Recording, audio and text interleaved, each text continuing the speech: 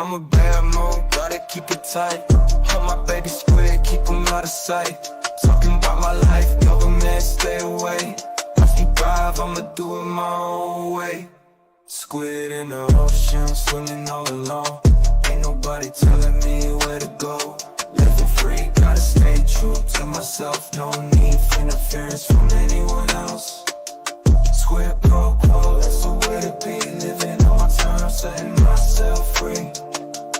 I'm out to my baby, protecting with my no government intrusion. I control my life.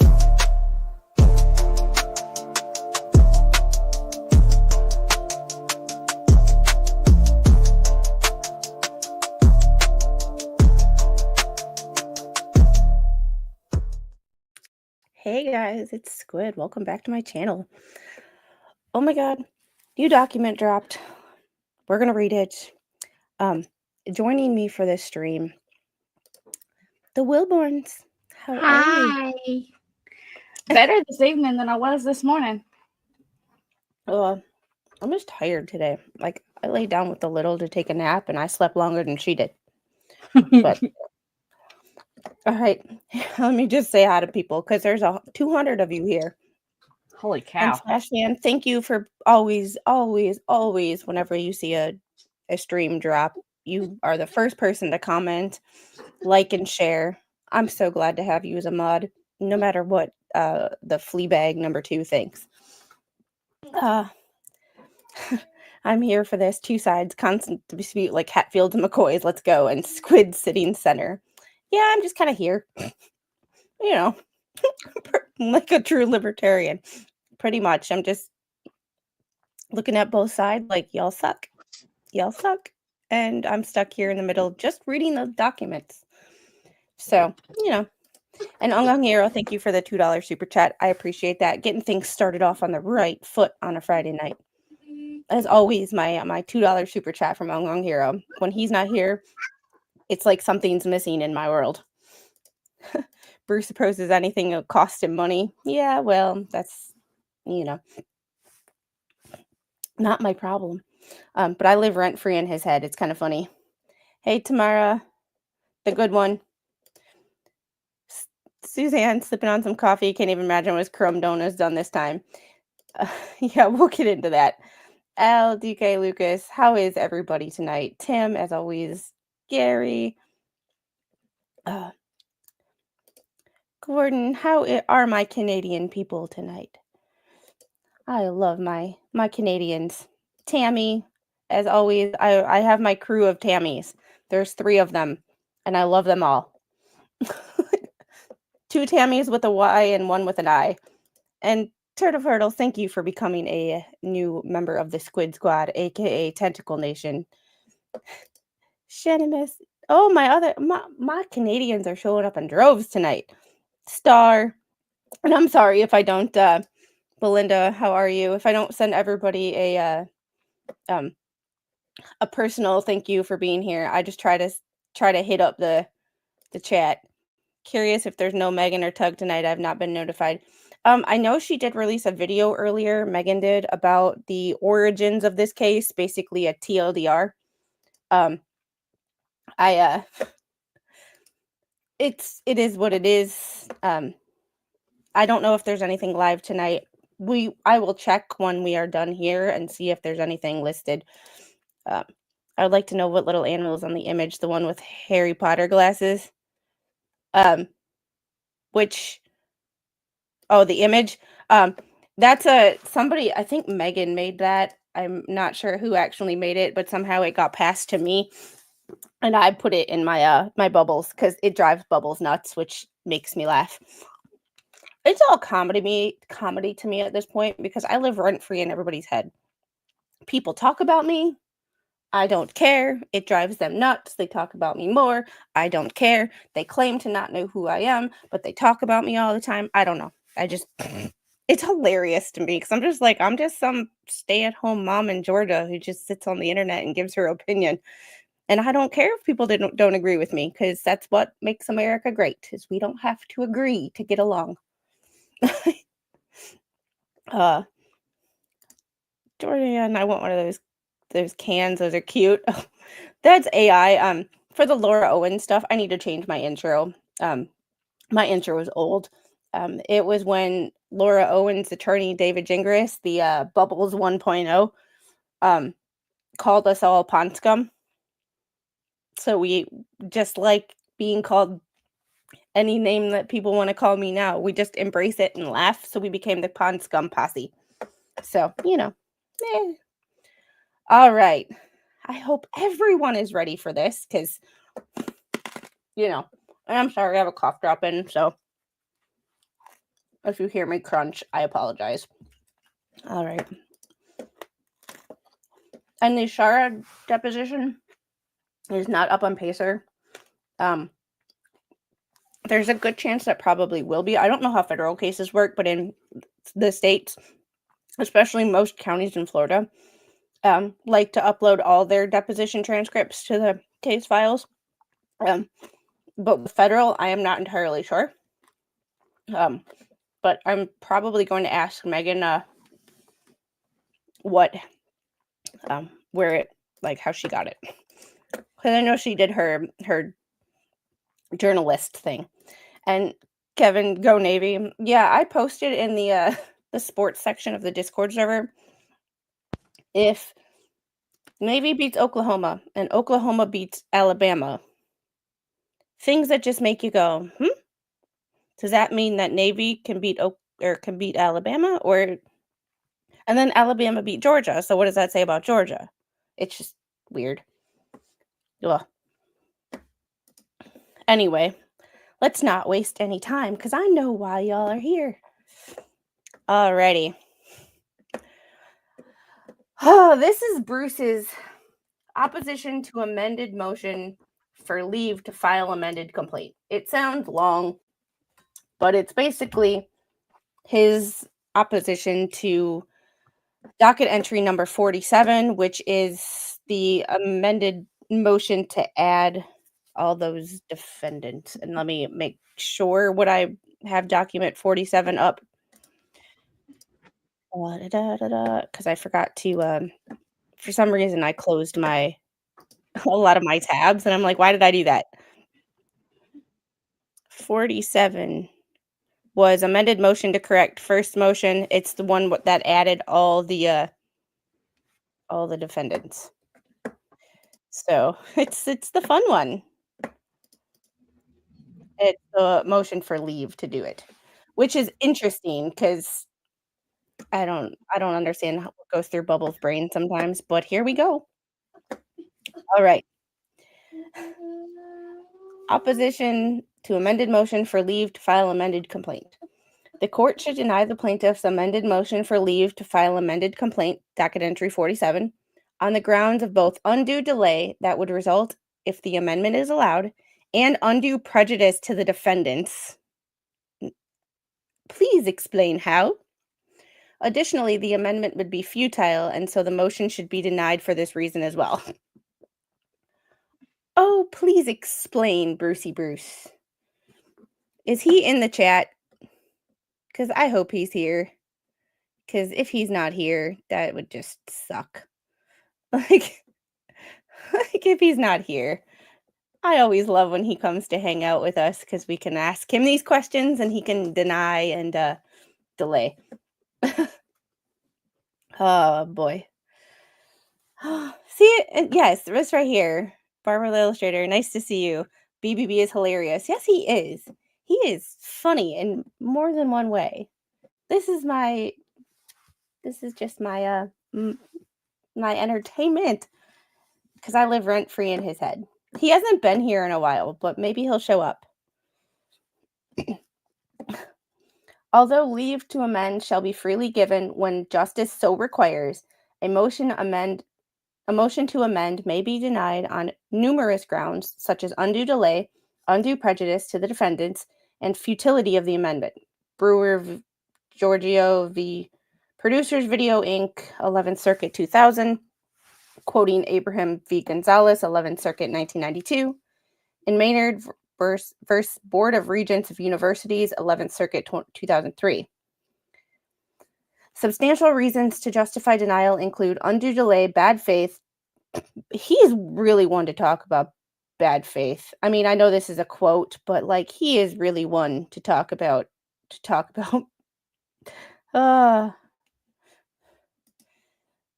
hey, Wes and Bama, I'm in Georgia, so we're neighbors.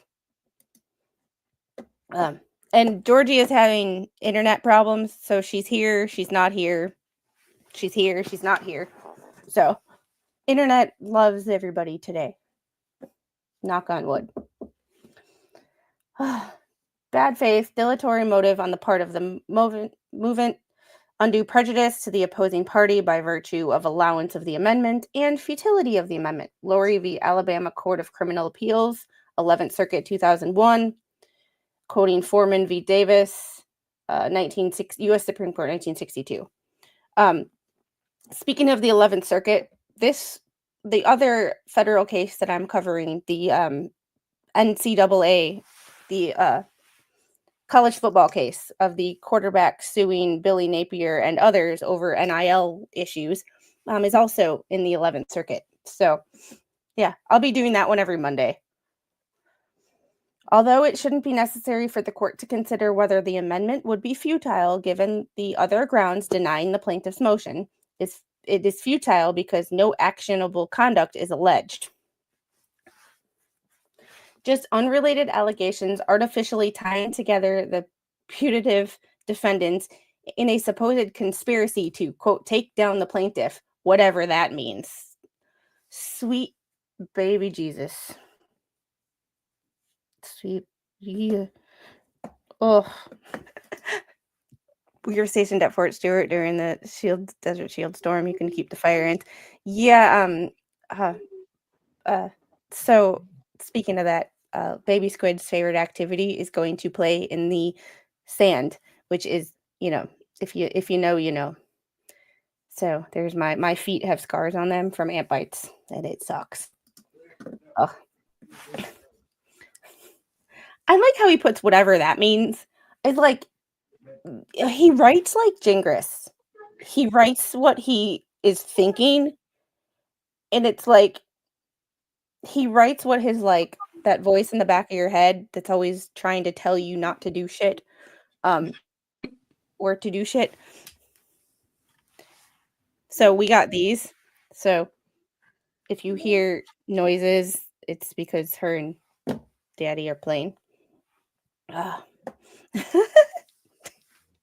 Oh, whiskey tango foxtrot, deuces moron. Yeah.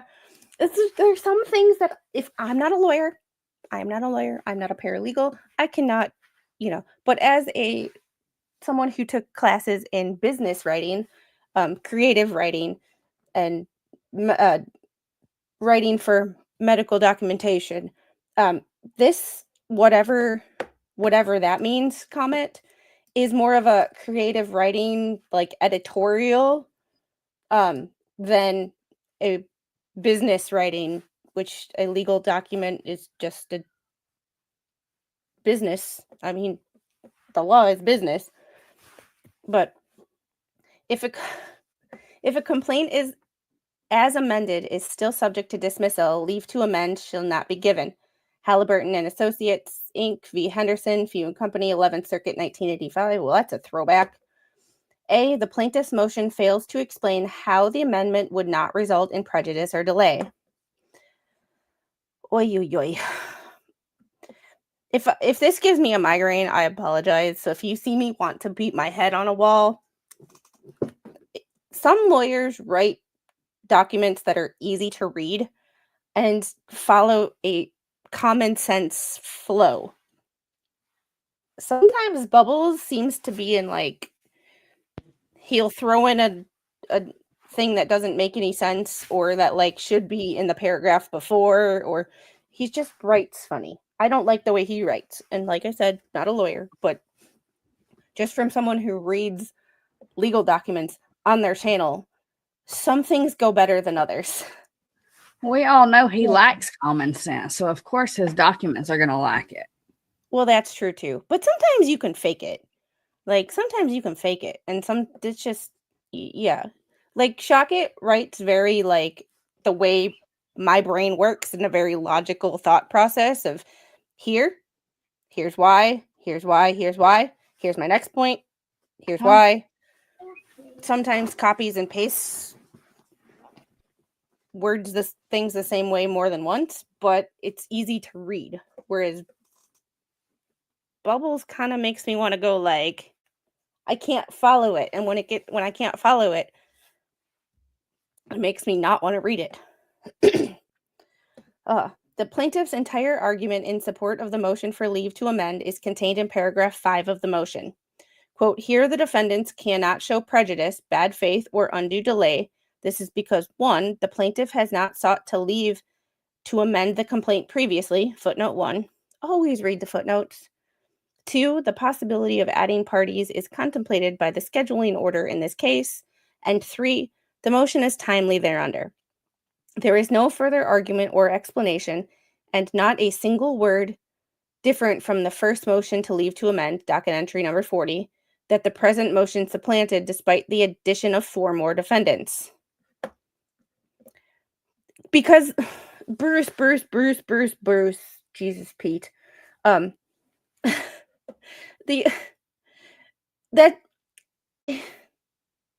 he seems to think that the adding of 4 additional defendants is like a completely different reasoning. It was the exact same reasoning as the first 2 that were added, him and Lisa. So like, it doesn't have, like, in my mind, I wouldn't have to explain again why I need my explanation, because I literally said it in the last one. It's the same thing. Like, I'm not going to try to come up with some different reason why I'm adding more people, because it's literally the same thing. There is no explanation for how adding 6 new defendants and 14 new counts, all based on allegations separate and apart from those underlying the current 6-count operative complaint, somehow would not result in prejudice or undue delay. Footnote 2. So footnote 1, contrary to the plaintiff's assertion, the plaintiff did previously file a motion for leave to amend on December 5th, document entry 40, only to supplant that motion with the present motion 1 day before a response was due to the first one. 2, unlike defendants Preston and Cook, none of the 6 putative defendants are implicated in their defamatory road signs or any extortion threats against the plaintiff. No, just in that, what did you put in a message?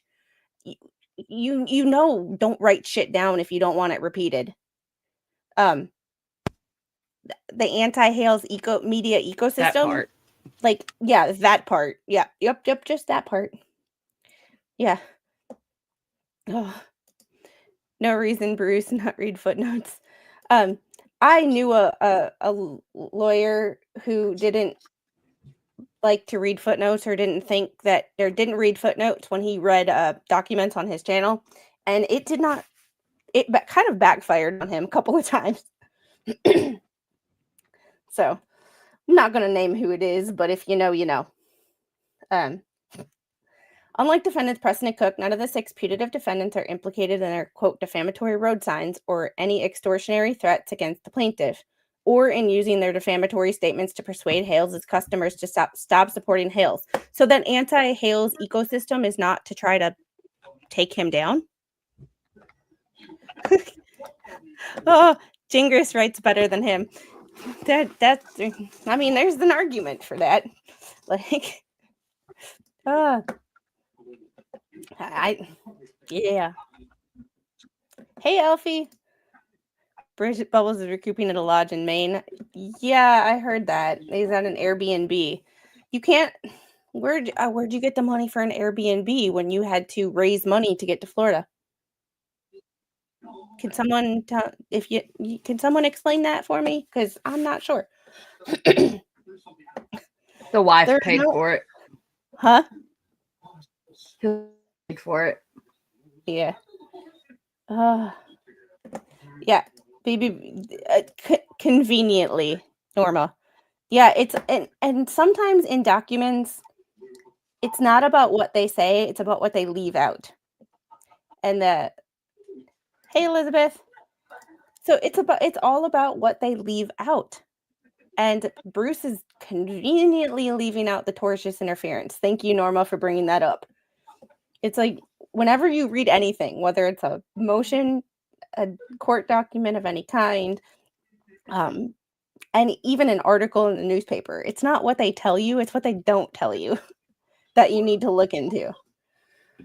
All right, there's no explanation on why or how the fact that, quote, adding parties is contemplated by the scheduling order in this case is relevant, let alone decisive on the issues of prejudice, bad faith, and or delay.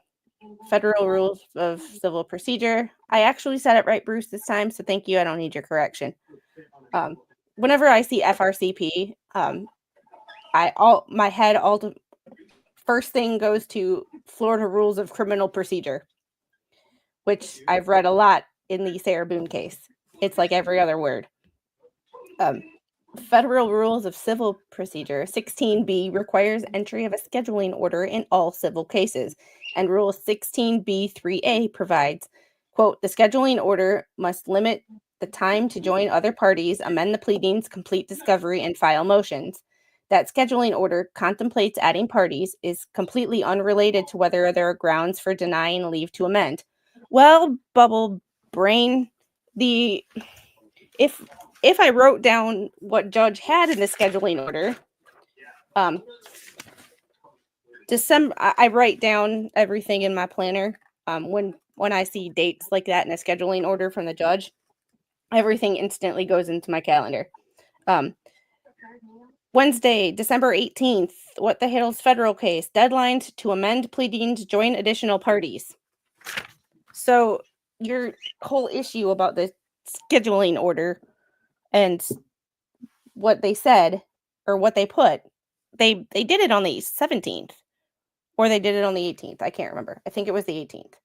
But like they did it in the timely manner according to the judge's scheduling order. So bringing up the scheduling order in this case doesn't. The judge put in a scheduling order, and the scheduling order must limit the time to join other parties, amend pleadings, complete discovery, and file motions. He has all of it in the scheduling order, Bubbles, if you would have read the damn thing, for one. And two, they met the deadline for filing a motion to amend the complaint. So that, to me, this is like, you can throw out that whole paragraph because that means nothing in my brain anyway. If I were the judge, which I'm not. Yeah, the wife that works 2 jobs. Meh. Oh my goodness. There is no explanation for how the fact that the plaintiff's motion is timely thereunder, scheduling order, leads to the conclusion that there would be no prejudice if it were allowed. Does that make any sense to you? There's no explanation for how the plaintiff's motion is timely thereunder the scheduling order, which it is. It's timely. It leads to the conclusion that there would be no prejudice if it were allowed, apart from the protraction of litigation that would result from adding 6 new defendants and 14 new counts. The plaintiff has made public statements about adding the undersigned as a defendant to create a basis for seeking his disqualification as counsel for Preston and Cook. Footnote 3. I kind of see what he's getting at, but no, I kind of see where he's going. I just don't agree with it. Maybe this is sorry.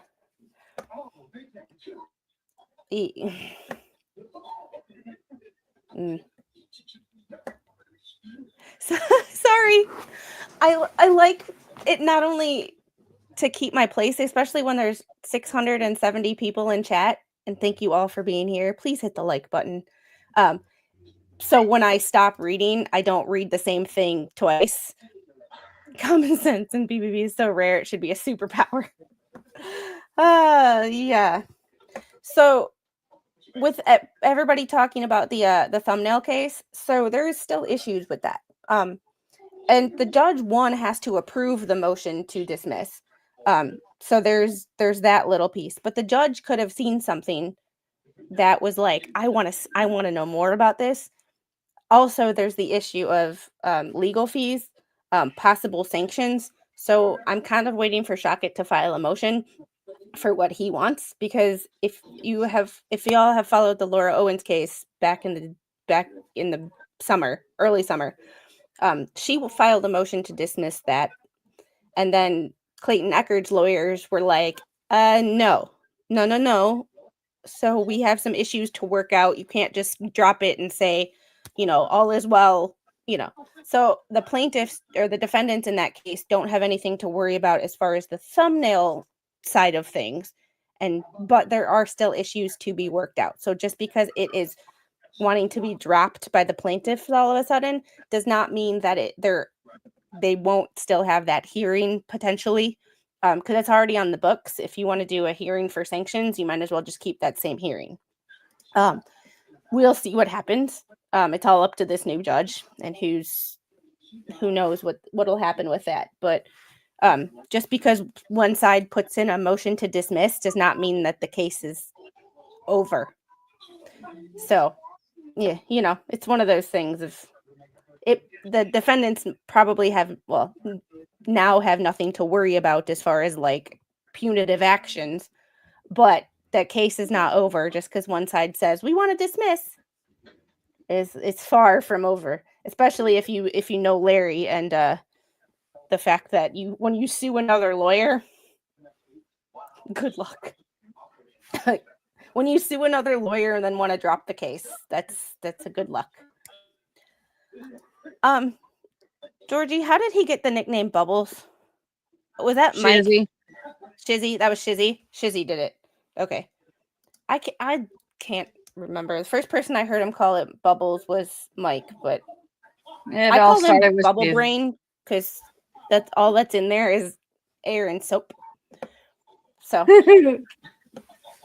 unless somebody shows me imaging, an MRI, a CAT scan, something that says he has a brain, I'm very skeptical.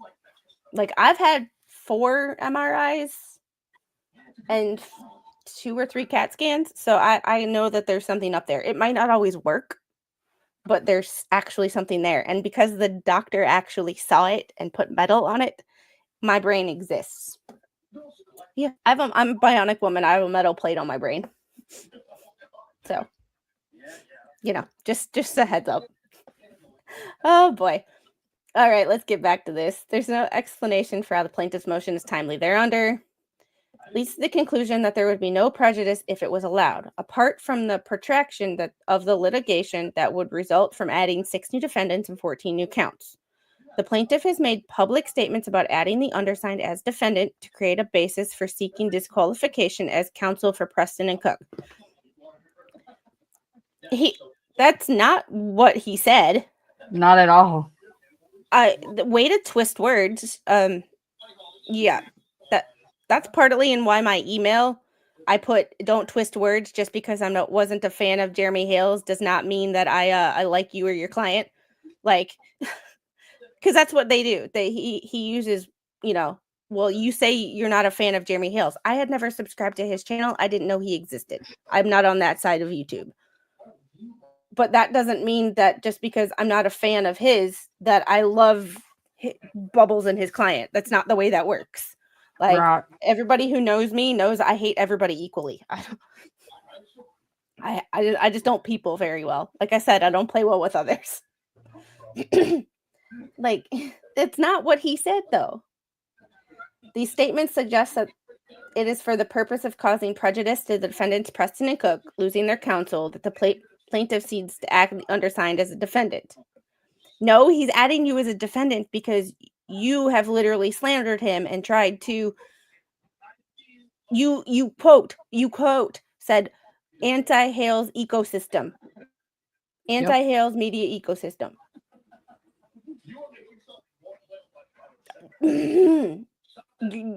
Nice try, but no. If you wouldn't have said that or did any of the actions that we have in writing and we've seen, I haven't talked about it on this channel because I only read the documents. However, Georgie, you've talked about it on your channel, Mr. Coop. I know Megan and Tug. I think Shizzy did on his channel. Like it, yeah, like it's. I would feel different about what if I knew this story from day one. No, I like as far as when I said I'm not a Jeremy Hales fan, like they tried to make me out as like this, you know, if you're not on one side, it's your other. I didn't know who any of these people were. The only reason I knew who Jeremy Hales was, and I told him, was because when he showed up on Megan's channel.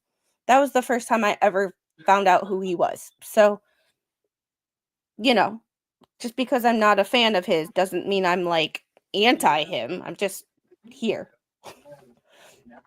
Ugh. About Jeremy, yeah, I don't, and that's the thing. I'm just here. I just do my thing, and sometimes, yeah, I don't really have the time to pay attention to much other people. Like it's not that I'm not fans of people, but like when I'm done streaming, sometimes I just don't want to be on the internet. So like I watch football and Discovery Channel. Like that is what I do when I'm not streaming. So trying to keep up with everybody is hard. Welsh lady, how are you? I miss you so much. I miss you so much.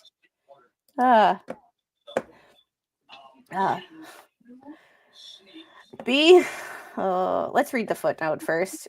Oh, he's got the footnotes, the links to the videos, which yeah.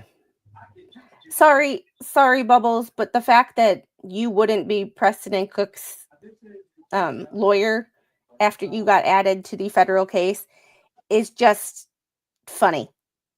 It's just an added bonus. And I'm pretty sure that's what he was meaning by that. Like I'm Switzerland. No, it's just one of those things of like it would be different, and part of the reason that I wasn't really covering the thumbnail case is I know some of the people involved. Like I've spoken to them. I consider them friends.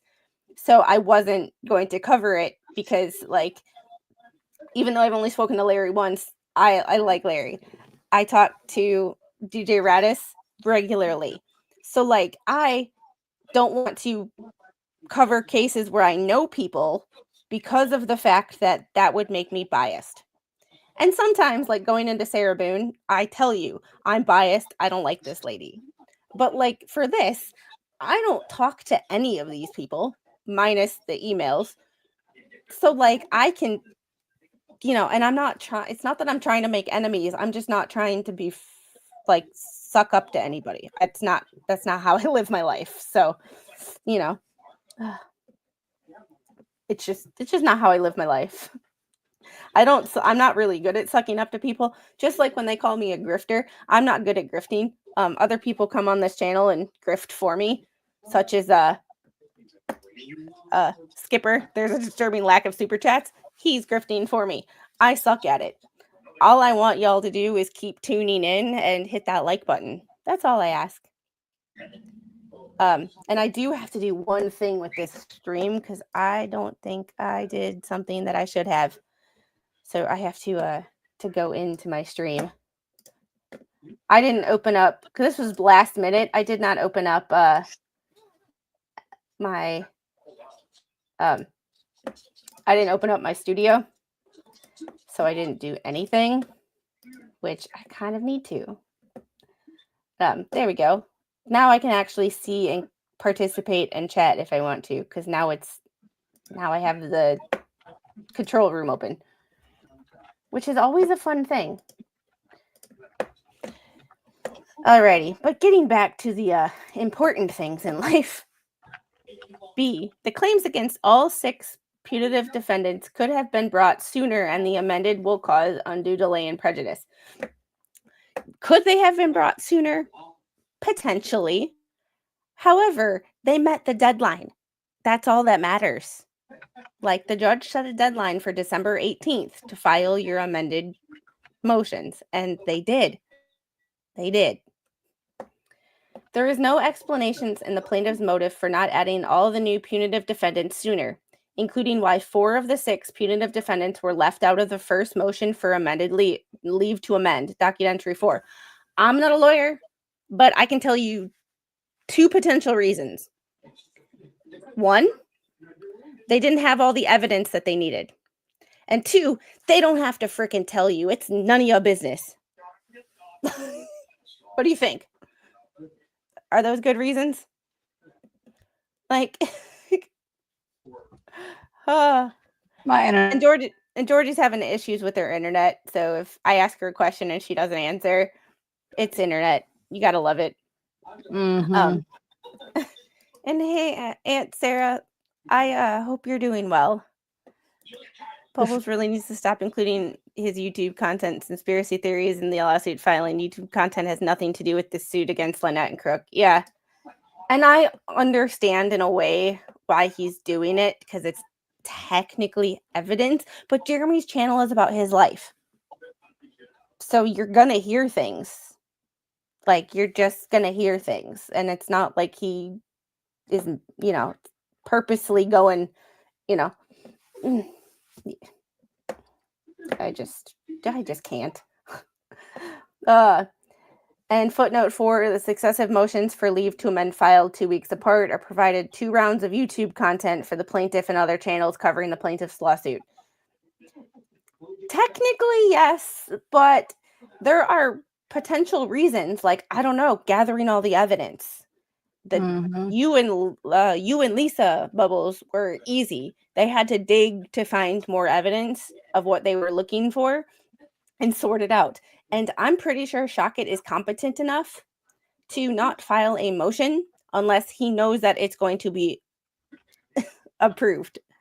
Or, like, you know what I mean? You don't file a motion when you don't have all the evidence, because if the judge goes, "What's the evidence?" and you go, then you look like an idiot. And Like I don't Bubbles know, does. Shockett, never spoke to him, but I'm pretty sure he's competent enough to not do that. Like, I just, what I found amusing, Bubbles happy on the internet. He delayed lawsuit for 5 months, now wants no delay. Yeah, funny how that works, right? Just hilarious. Yeah, I heard that. I have to reach out to him on Twitter, but when I've not been on the computer, I've been not, like, when I've not been streaming, I've literally not been doing anything else. I've been hanging out with my family because Mr. Squid is off for 2 weeks. So, like, I even that's part of the reason that my schedule is so off lately. After the new year and after he goes back to work, when everything gets sorted out, I will be on a more regular streaming schedule, probably around 1 o'clock or 1:30 in the afternoon every day. So there's my and then at night. But it is what it is. Alrighty, let's get back into this. Actually, should I stop and take a super chat break so that when y'all super chat me, I know what you're talking about? Was when people super chat and I don't read them till the end, it's hard for me to tell what y'all were talking about when you made your chats, and I think that's unfair. Elu became a YouTube member. Thanks for becoming part of Tentacle Nation. I don't have a soundboard yet, so I can't make a nice, welcome sound. Ungung Hero, Megan has her gays, Squid has her tammies. Yes, I love my tammies. They're awesome. Suzanne, 7 Galley, looking forward to both of you here sharing the stream early. Happy New Year. Appreciate you guys for being here. Wanda Perez, hello, Squid and Georgie. Hey, Wanda, hope you're feeling okay. Sir Frank got a member for 1 month. Thanks to whoever gifted me a membership. Skipper, everyone said you super chats. That's a squid sound. Huh? I don't know what a squid sounds, and it sounds creepy. Well, so does a fox. So, like, Grammarly for lawyers. I bet he could benefit. That would I mean, there's got to be something. Grammarly's got to work for that, right?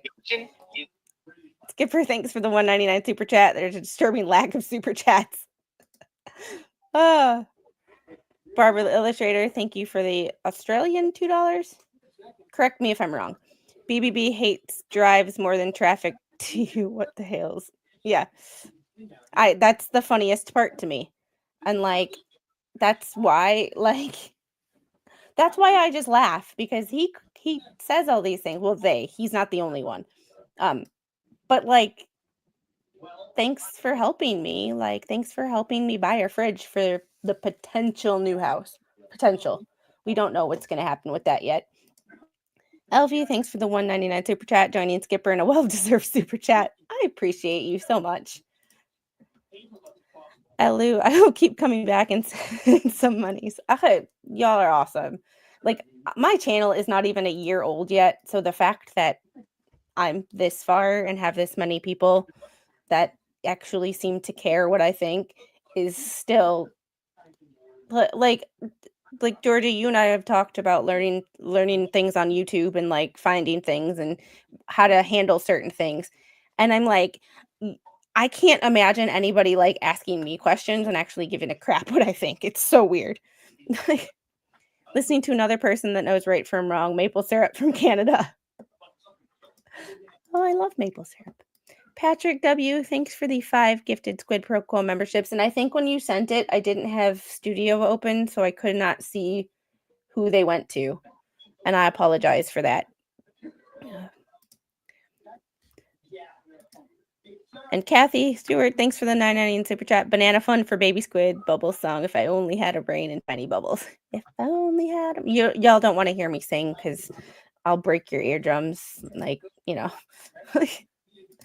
Tammy, one of my other Tammys, the Tammy with an I. I'm here now. Hello. Thank you for the $2 super chat. Wes and Bama fish stick money. How about Georgia wins the natty money? No. Just saying. Patrick W., thank you for the $5 super chat. Chat. The super chat. Y'all are awesome. Oh my goodness. I can't believe there's 7. I think this is the most people I've ever had in a chat, like ever. Like this is the new like yeah. This is the new level of like interesting. So if I'm not reading the chat, I promise I'm not trying to ignore you. I love you guys. You're the only reason that I'm here, because without people, you know. Uh-oh.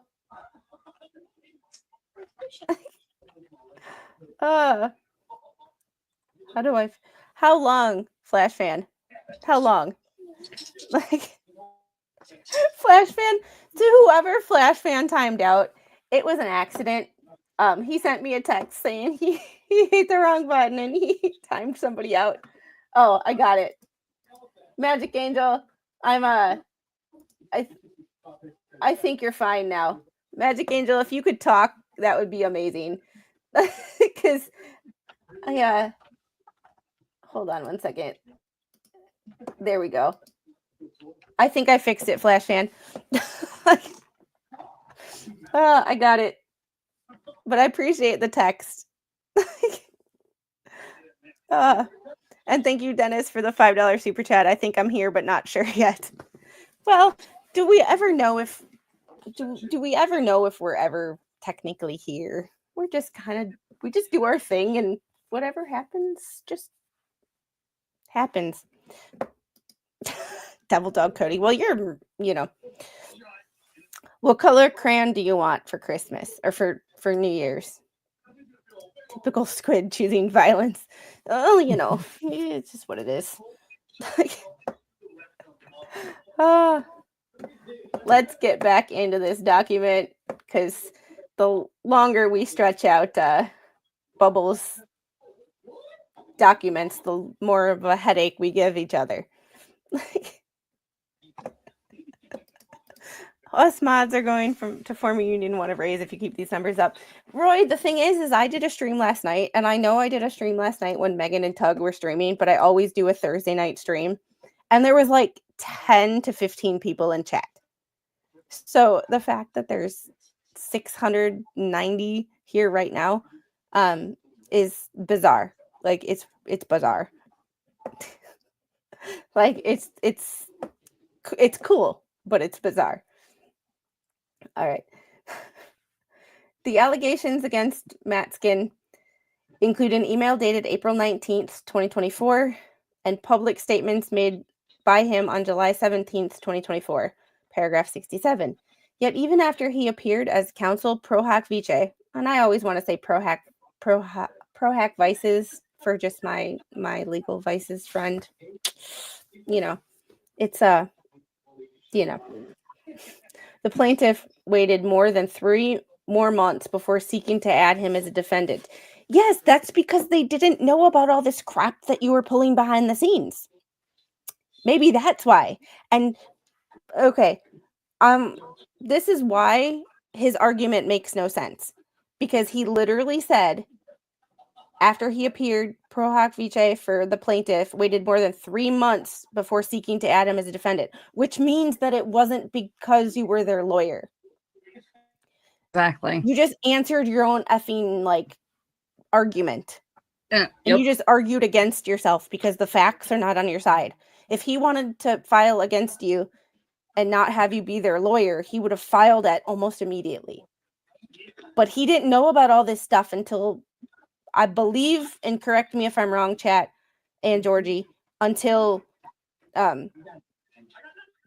when Shara started dropping documents and dropping information is when they found out about all this. Yeah. So until she dropped the evidence, they had no idea. So this is not a you being their lawyer. It's you being a douchebag. Not just that, but with Slug coming forward. That's true too. Yeah, with Slug was first, but I believe Shara had more of the damning information because they were telling her things as a journalist. Yeah, Shara was the nail in the coffin for him. Yeah, and it was like that. So he just argued against his own argument. And that's what doesn't make sense to me about Bruce's writing, is the facts are so not on his side that he literally argues against his own arguments in the next paragraph. That's just funny to me. I'm like, yeah. The allegations against Helm are that he began making defamatory YouTube videos against plaintiff as early as April 2024, paragraph 58, and specifically included a YouTube broadcast, paragraph 59, that although the date is not mentioned in the complaints, occurred June 8th of 2024, according to the link. And Helm, aka MLS, is the only person on the planet who is banned from my channel and hidden from my channel. Everybody else, you might get timed out for 24 hours, but you can come back. Even Bruce, even Bud Light.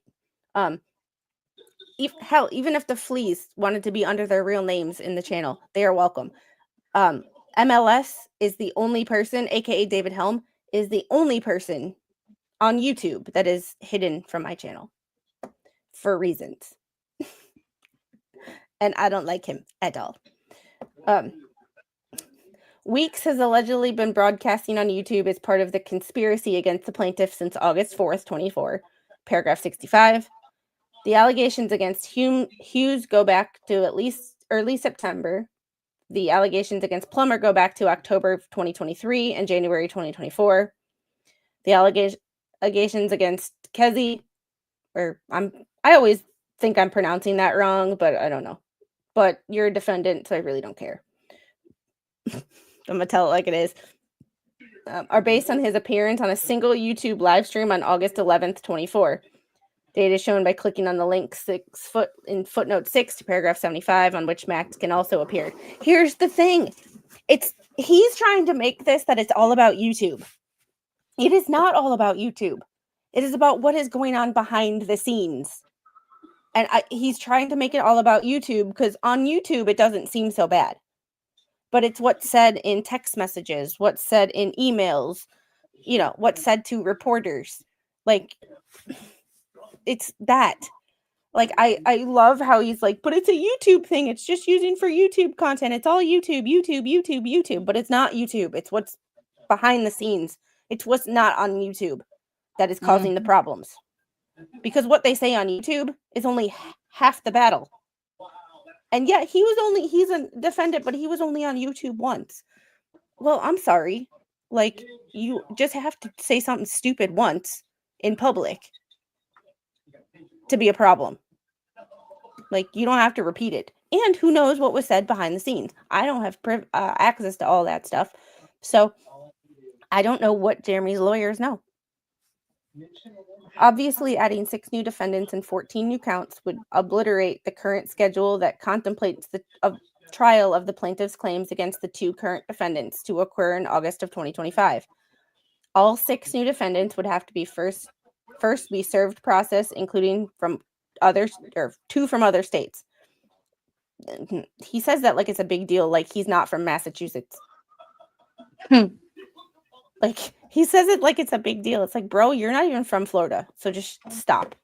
Like, I try, but I do it on both sides too. Like, if I don't like behavior, even my friends, I'm like, I think that's bullshit. Like, you know, like, it doesn't have to be like someone I don't like personally. And no, I don't like Bubbles personally. I think he's hilarious and he's highly entertaining, but like, we would never go have a beer together. Like, it's just funny the way he says this, like, including 2 from other states. He didn't have to say that. He could have just left it the way it was and not looked like an idiot. But he has to make it known that there are 2 from other states, like, including yourself. All would need to hire counsel to file appearances. Any one defendant on whom service is not affected or chooses not to appear, triggering default and attendant time periods for that process to play out, can create more of a delay. The king of delay is trying to talk about someone delaying something. And like, I'm sorry, Jeremy is the plaintiff here. I'm pretty sure he wants this over as fast as possible so he can get back to his life.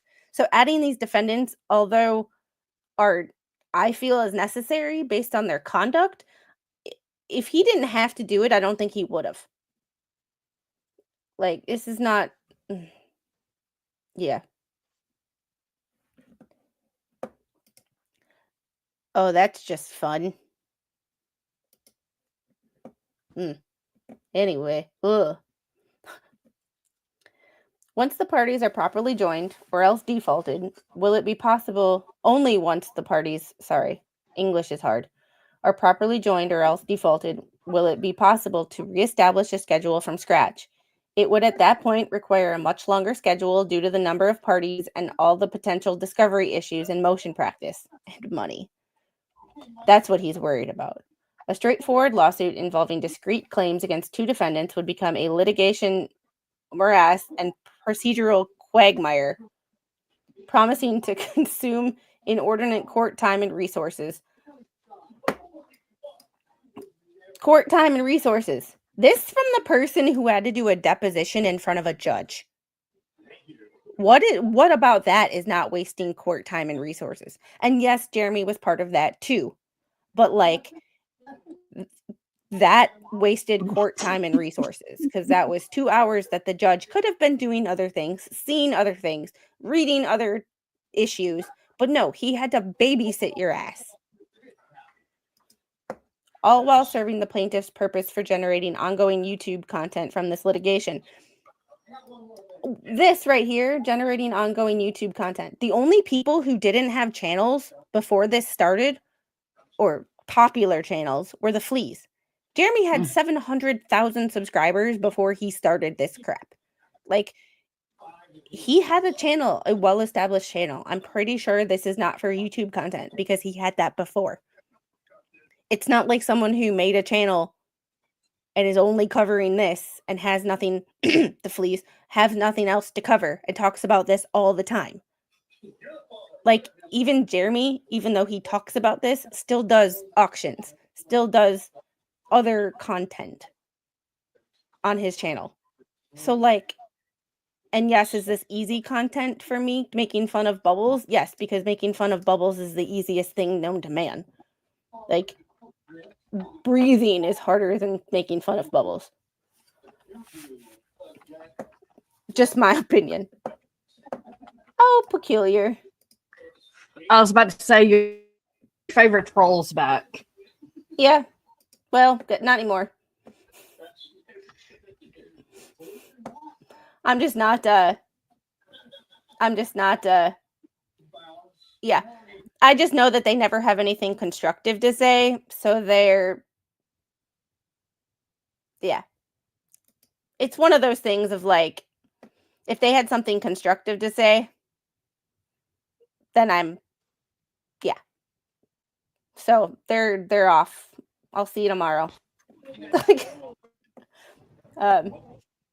What's your point? I've made a lot of points, and if you can't see that, open your fucking eyes, dumbass.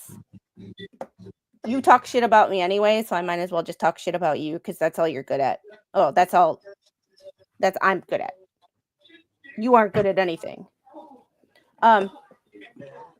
Peculiar Optics is a troll.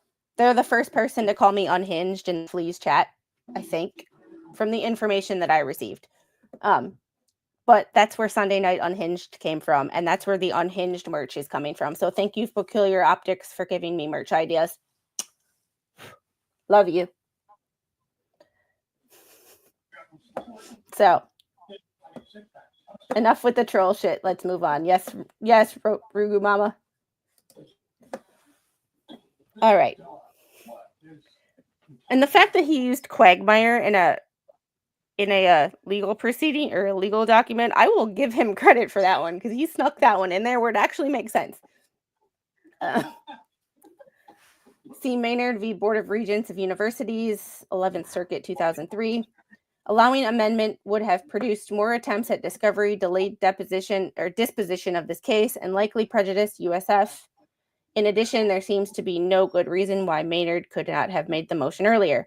There was good reason why Jeremy didn't make the motion earlier, because Jeremy didn't have the knowledge that you were doing the shitty things you were doing behind the scenes when you first became their lawyer. He didn't like you as their lawyer, I'm assuming. I'm not speaking for him, but you seemed like a shitty person from the start. However, nobody knew that you were doing as many shady things as you were doing. So that's why you weren't added earlier, genius. Doesn't take a genius to figure that out. I mean, I figured it out, right? Like, work it, girl. Monetize the heck out of trolls. Yes, I started my YouTube journey as a mod for Megan. So I'm stealing Megan's moniker of monetize the haters. Like, and I'm super late. Hey, Janice, is Bubbles in chat? He's not, but I'm talking to him like he is, because I know they watch everything I do. And let's face it, if you watch everything I do, you're a fan. Because even when you downvote and you dislike the stream, it still helps with the YouTube algorithm. Thank you. They make me laugh so much. Yes. Yeah, you can suspect, but he needed proof. And I'm pretty sure Shockett's not going to bring a lawsuit based on speculation. So, yes. Ugh. Attention trolls, you're just here. Admit you're a fan and hit the like button.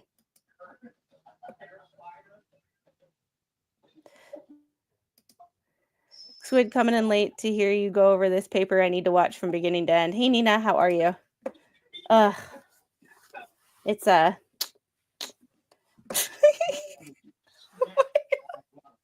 I'm not going to address this. I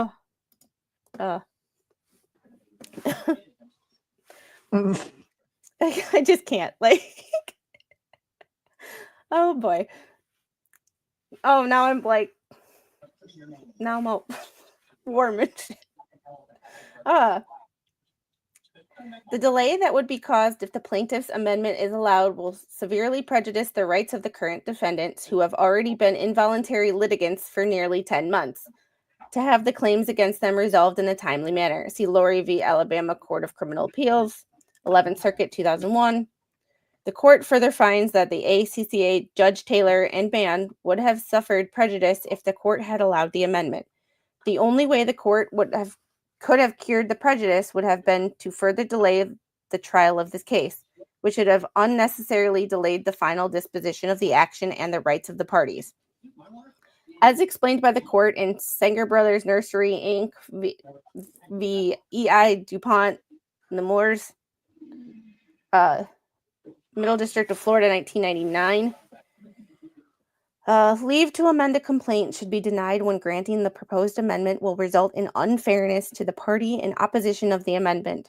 See Van Harling, and I'm sorry if I butcher these names, v. Dundon, 6 Florida Law Weekly, Middle District of Florida, 1992. Citing Zenith Radio Corp v. Hazeltine Research, Inc., 1971. Motions for leave to amend can prejudice the non-moving party when the request for leave to amend is not made in a timely manner. It was made in a timely manner. This right here, in a timely manner, is subjective. Was it to Bruce's timeliness? No, but was it to the courts, and did it meet the deadline that the court set? Yes. The court's deadline is the only one that matters. Sorry, Bruce, your opinion does not matter. See, identification motions to amend have been denied where the information that the motion to amend was based on was previously available to the plaintiff and where additional discovery would have been required of the opposing party. Citing Conroy v. Datsun Limited v. Nissan Motor Corp. This court has also recognized that it is incumbent upon the movant to show that the information upon which the new claim is based was unknown or unavailable prior to filing the motion. Well, okay. It is. And it all has to do with the Shara. So when Shara dropped the information that showed all of this, that's when all of a sudden it became an issue. Before that,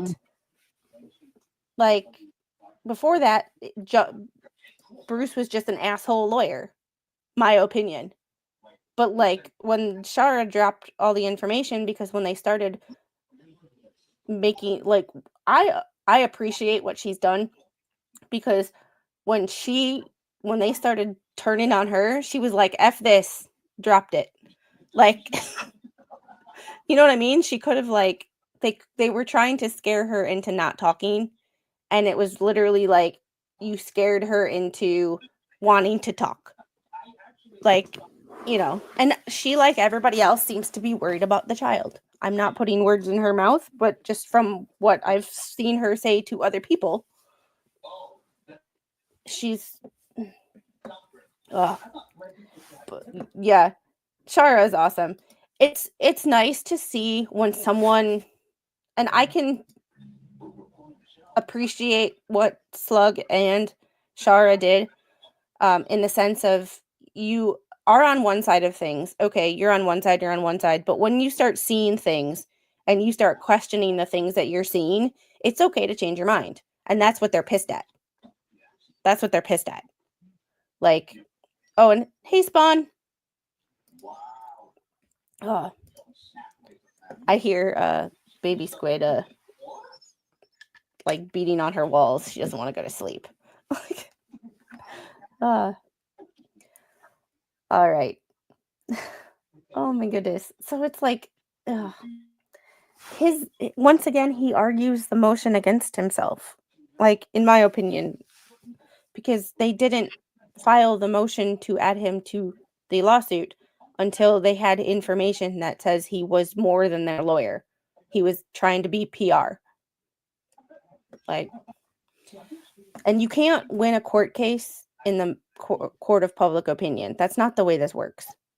Like, yeah, that's not how this works. It's not how any of this works.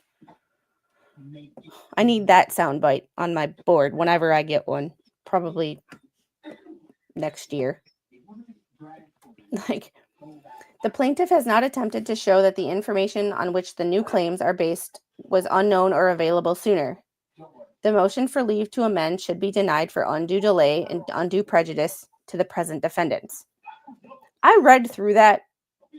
I don't think they said anything about when they found it out, but maybe they did. Did they drop? Do you remember if they put Shara's videos in the motion to amend? The newest one, they put a couple of her mess between that group in there, but I can't remember if they put any exact. Because the date that she dropped those publicly on her channel, that would be the date that they found out. That would be evidence as to a date they found out. Has not attempted to show whether they actually did show it or not based on that evidence. But if they put her videos in, and I did not click on the links to see what their what her videos or what the links of the videos they posted were actually saying, but the plaintiff has not attempted to show if they are based on her videos, then that is an attempt to show a timeline. My opinion. Her actions and changing her mind has earned her a lot of good points, in my opinion. And I'm well, I see your point. But what I'm saying is to easily debunk him. If they had put, and I have to go look in the documents because I can't remember. All of my documents are starting to run together.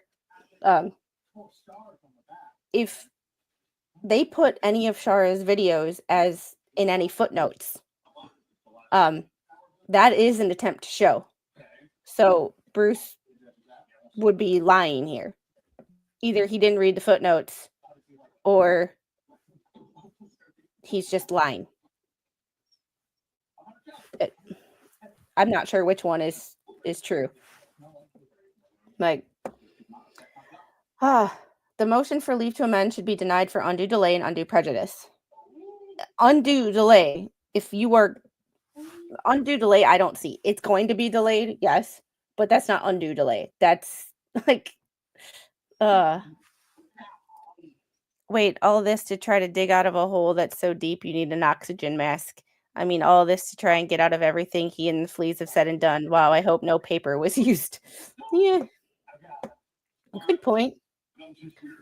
All right. C, the amendment should also be denied as futile as no actionable conduct is alleged against any of the 6 punitive defendants. Are you telling me that creating an anti-Hales ecosystem and saying you want to take him down are not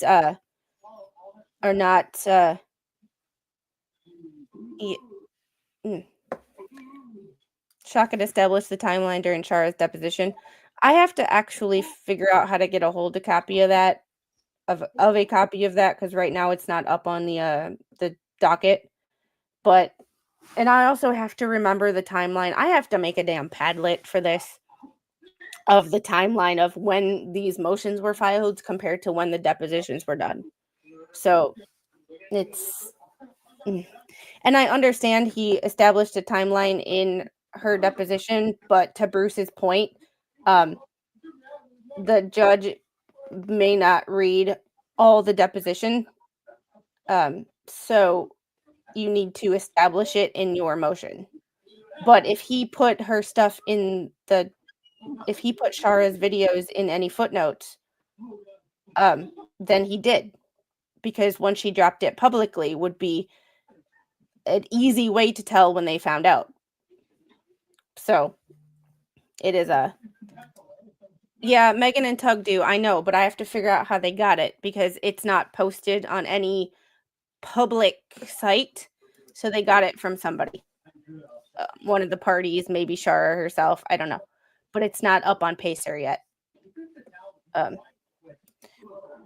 Also, Breeze and Sleeves need to find the tree that's working fucking hard to produce oxygen and fucking apologize to wasting so much of it. That I agree with.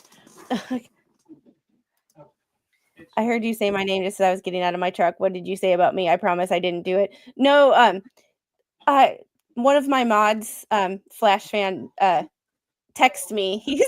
He put a thing in the chat that said check your text messages. He accidentally timed you out, and we fixed it. And I said if you were there to type to make sure that it, is fixed. But since you're able to type, it is whatever ban was put on you. I think I changed it to 10 seconds. It's back to normal. You're all good. No worries. Although it shouldn't be necessary to consider the issue of futility of the proposed amendment, given the substantial grounds for denying leave to amend based on prejudice and undue delay. Run-on sentence. No worries, Magic Angel. You're all good. You didn't do anything wrong. Accidents happen. And if you are timed out on this channel and you haven't been doing anything, or I didn't say, can someone take care of that? It was most likely an accident because especially when you're working from a phone or an iPad or something like that, it's very easy to accidentally hit the it's hard to accidentally or it's easy, sorry, to accidentally screw up the chat and ban people. All it takes is one slip of the finger. And I will take care of it, Flash fan. I just now saw your message. Let's see. Oh my goodness. Thank you to everybody here. We are up to 2,810 subscribers. My goal was to be monetized or have 1,000 by Christmas. So we've done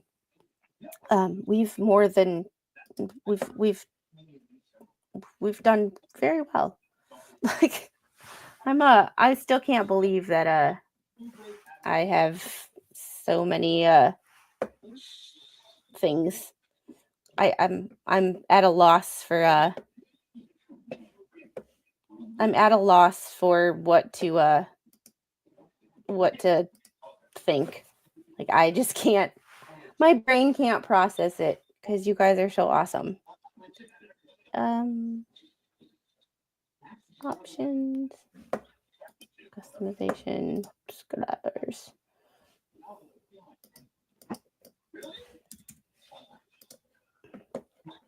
There we go. I tried to read this offline. Huh? I tried to read this offline before you started this stream. I could see it was blah, blah, blah, blah, blah. Yeah. His writing sucks compared to Shockett's and Doreen. Yeah. And this is interesting. I heard this from Larry. Bubbles tried to get Larry to settle out of court 2 weeks before he dropped the case. What's interesting to that is technically that's another one of those ethical gray areas because Bubbles was not on that case. Yes, he was the puppet master, but technically speaking,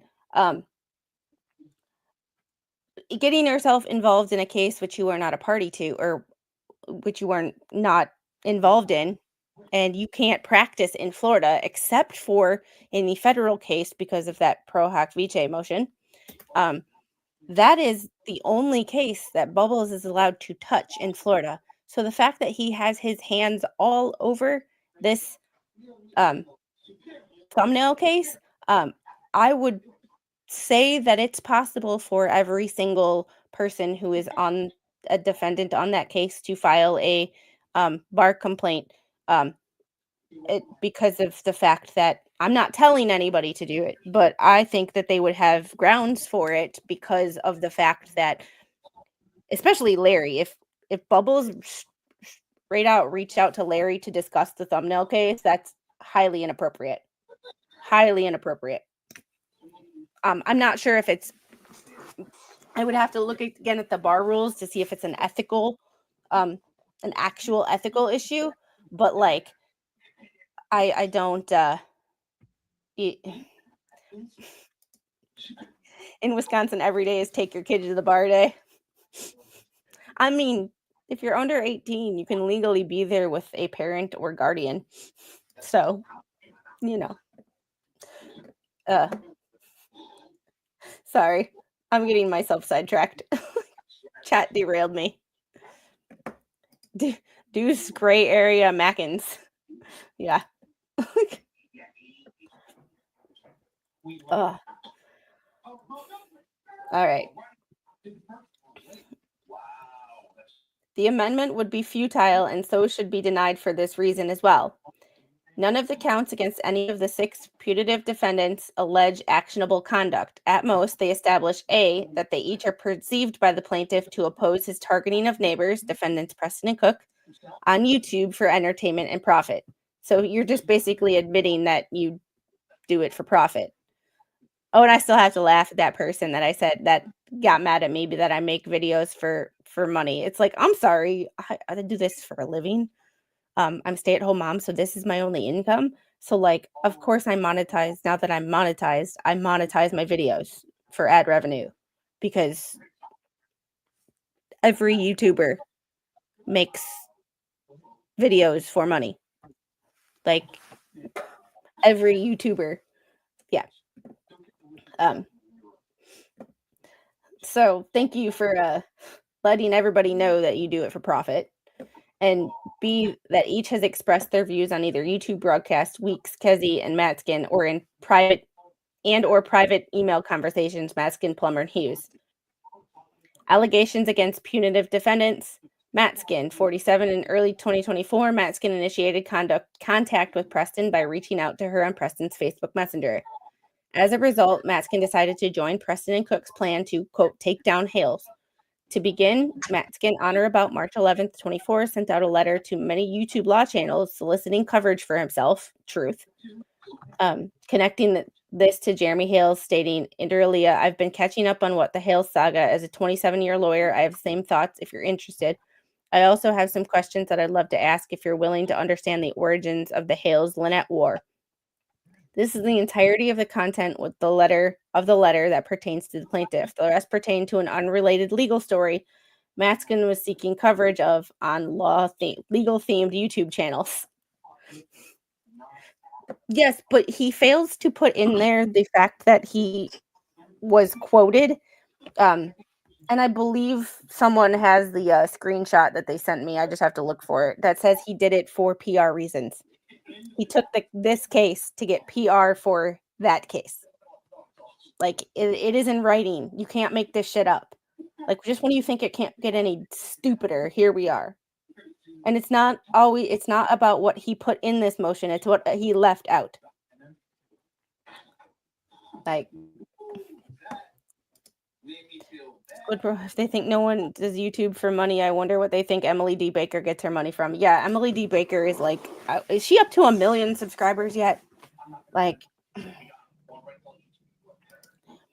Shara dropped a video on 12/4. Randy added Bruce and Lisa on 12/5. 12/18, Randy added the others. And 12/18 was the deadline for adding people. So they met the court's timeline. They might not have met Bruce's timeline because he's throwing a temper tantrum like a toddler. But yeah. Yep. Do not contact anyone involved in this case. Do not call CPS, police, etc. Don't be a dummy. You may call government officials who answer to you. Yes. Because the government officials who answer to you, you are entitled to call them. However, if you do call a government official, be respectful, because what are government officials the best at? The only thing that I think a lot of government officials are good at is to claim people are harassing them when they're just asking questions. So, It was about this time that Maskin initiated contact with Preston and thereafter wrote the initial motions to dismiss in this lawsuit that were later denied. However, these were filed pro se by Preston and Cook in April of 24. So you wrote motion. Did he just admit?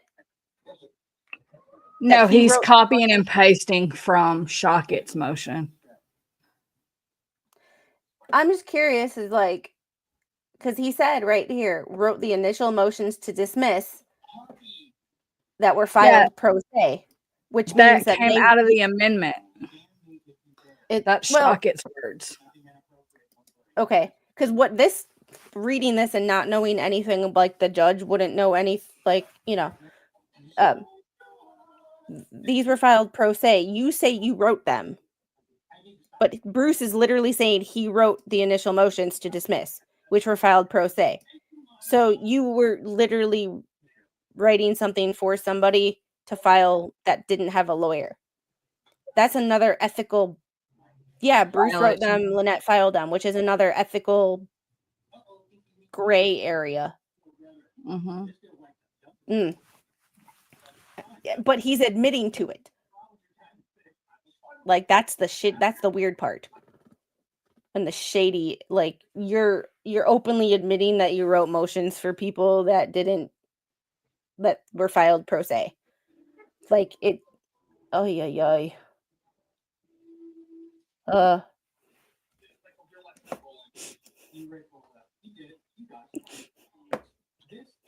As Yomo says, making fun of someone for something they can't change in 5 minutes make you a fucking coot. I love that video. Yes, and some of my my Christmas presents were signed from one cahoot to another. My friends have the best sense of humor. And I keep this on my desk now. Oh, my little mouse. That's not a mouse. It's not, but it's supposed to look like one. Because the person who sent it to me knows that I had a mouse in my a few mice problems. And then I get my Christmas gift, and this is in the box. So it's not technically a mouse, but it's supposed to look like one. It's a hedgehog. All I know is it looks exactly like a pine cone. So hedgehog. It's cute though. And I love it. And I love my friends. They are awesome. Stephen Rowe was like, it's a hedgehog dork. It's a hedgehog dork. Yeah, it's a hedgehog. The eyes and the nose of it looked like a mouse when I first opened up the box. So, because I had a mouse in my nightstand. So every time I open up every time I open up my nightstand, all I see is a face. Like I don't know what a freaking hedgehog is. I'm sorry. I'm dumb. First time watcher. Hello. Nice to see you. We are just figuring out that Squid does not know the difference between, or does not know what a hedgehog is supposed to be. All I know is it's a pine cone and it's cute as hell. And it sits on my desk. That does not look like Sonic, though. Like that does not look like Sonic. But it's adorable, and I love it. Hedgehogs are cool. Squid never learned to read. Typical woman. Jesus. All right, since we're we can't have pets. We can't have pets, but I think we got the problem solved. We found the last of them. So they were hiding behind the shelving, the built-in shelving in the living room. So we did. One night it popped its head out when Mr. Squid was in the living room, and he found it. And after baby Squid went to bed, he turned out the lights in the the living room, and all of a sudden it was like, well, let me go check. Less than 5 minutes. Just keep the mice as pets. I had a gerbil when I was little. Oh, and I don't think I could ever do that again. I don't know why, but now I'm like freaked out by them. Speaking of gerbils, and I don't know why this got to me. On New Year's Eve, I'm going to be doing a New Year's Eve stream. I'm going to be doing the top court moments of 2024. And one of the top court moments, or the top legal moments, not necessarily court, but like, and this person settled. His name was Matthew Pancake. He was the gerbil thief. The body cam, and I will show some of the body cam on New Year's Eve, but he had gerbils in his pants. He stole from a pet store. So that's one of the most interesting moments that I saw on 2024, but we'll see what happens. Turn the lights out and put on the night vision and went hunting mice like Elmer Fudd. Not yet. Yes, not yet. When you get a house, you can.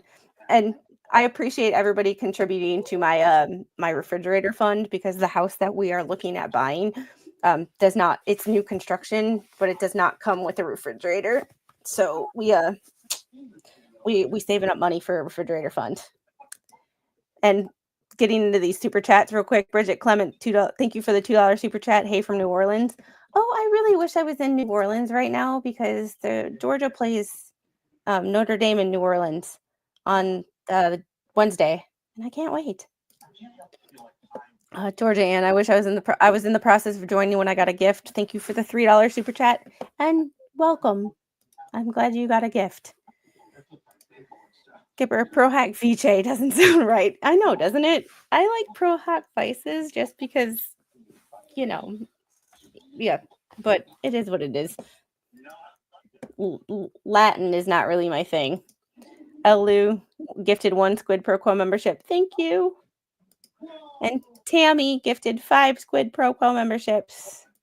Congratulations to whoever those went to. I promise I will do more members only content in the new year. I promise. That is one of my New Year's resolutions. And Unhung Hero, thank you for the $2 super chat. I miss Woodnick's motions. Yeah, Greg Woodnick was... Any lawyer named Greg I've found writes really well. I've not found a Greg that I don't like. So, all right. Trying to still stay hidden on April 19th, 24, Matskin wrote to Tug, a popular YouTube host on legal issues nationwide, seeking to promote himself, and stated inter alia, the quoted email is devoid of any factual statement about the plaintiff whatsoever, and asked the recipient to let me know if you want to set your coverage apart by having a serious lawyer discuss the many issues not being discussed. That statement just makes me laugh. Like, that just makes me laugh. Like, I just can't. After sending these emails, Matskin stated publicly that his goal is to create an anti-what-the-hell's media ecosystem. That's true. That's true. That's true. Matskin has published to a third party the following false statements. Jeremy Hales gave me a nickname with anti-Semitic tinge. That is not true. Like, that's provably false. Jeremy Hale's storylines involve the neighbors of his clients are fake. Fox and that umbrella guy profit from Hale's cyber stalking and under the guise of journalism. I mean, they do profit, but it's because Megan is reporting, doing her job, and that is just a byproduct. Like, sorry, people don't work for free. Some people do, but most people don't work for free. So you put in work and you get paid. That's kind of how life works. Just got to pay the bills. Jeremy Hales is a public stalker of private victims. That's true. That's provably false, because when you run for office, you are no longer a private citizen. You made yourself a semi-public figure. Jeremy Hales has fabricated storylines using innocent, powerless people's lives to sell his entertainment for profit. One, he didn't fabricate any storylines that I've seen. My opinion. Innocent, powerless people, I'm sorry, they're waving a gun at someone and threatening their life is far from innocent. to sell as entertainment for profit. His channel is about his life, and if issue is impacting his life, he can talk about it. Ugh. Justin, clearly you've never met my ex-husband. He was a Greg. Sorry.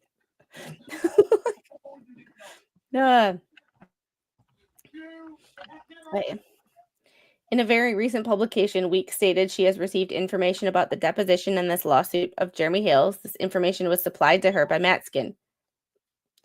Matskin continues on almost a daily basis to exacerbate the what the Hales media ecosystem, which is kind of true by going on there. And I'm sorry, Bruce, when you go on there, when you watch this, when you go on there and you put Bruce Matskin Esquire, you are no longer acting as just a person with an opinion. You are acting as a lawyer.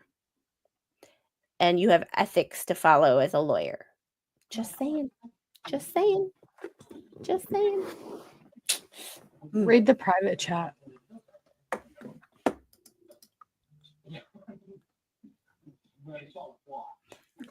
Okay. Yeah.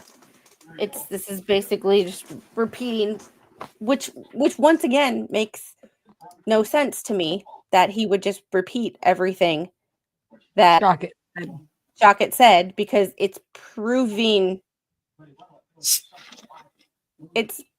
it's going against, like, it's literally going against anything that Bubbles was trying to say. Trying to still stay hidden. When you go on a podcast, you're not trying to stay hidden. Like, right? That's when you write people, when you email people, numerous people, you are not trying to stay hidden. So all of this, and I'm really not sure. His last thing was legal themed YouTube channels, and he doesn't even say where all this, even though we've read it, so we know that all of this is what Shockett said. But he doesn't even talk about. Yeah. He didn't specify what paragraph it is and what page it came from, and all that. Hey, King Paco, I'm tired of this drama. I know. I get it. And I'm good. And for those of you who, if you know, you know, yes, King Paco, technically not my troll. So, you know, I don't ban anybody when they're respectful to me. So,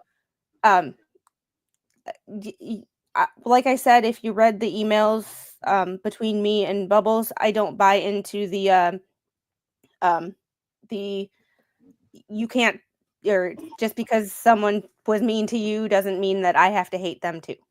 So, you know, as long as people are respectful in my chat, even if they're not respectful in other people's chat, I don't give like, I care, but I don't care, if you know what I mean. Like, yeah, I don't do the, well, you don't talk to them, so I'm not going to kind of mentality. That's high school, and we're past that. So yeah, all of this is all from, he doesn't cite where he got it from. He just, even though the judge can probably use, you know, common sense, but as a writing style, I would put, you know, and this I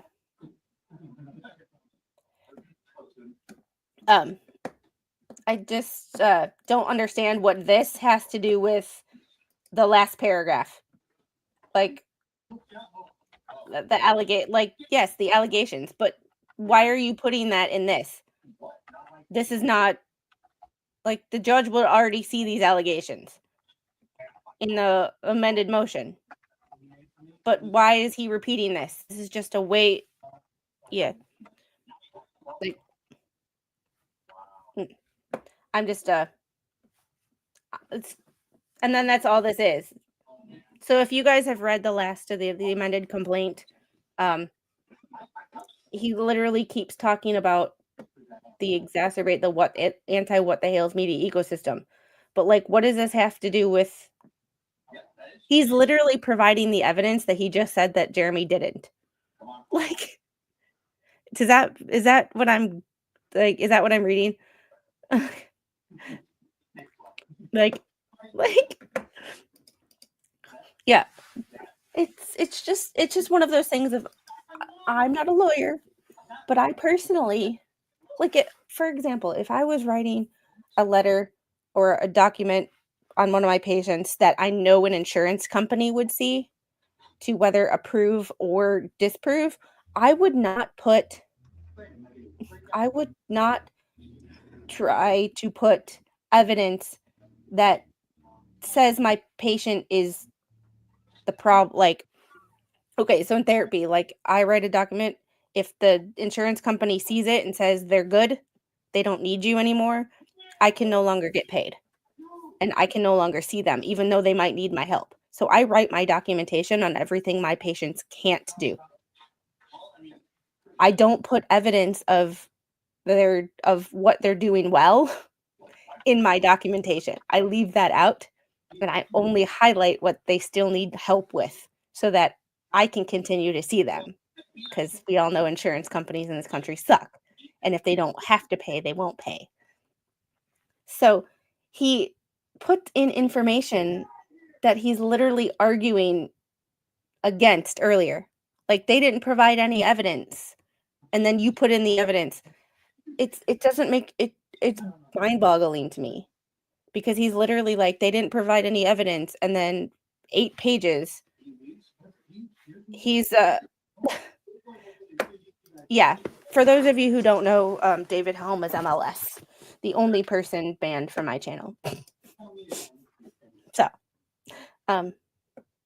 yeah, because he's banned from my channel because he decided to, when I timed him out one day, he decided to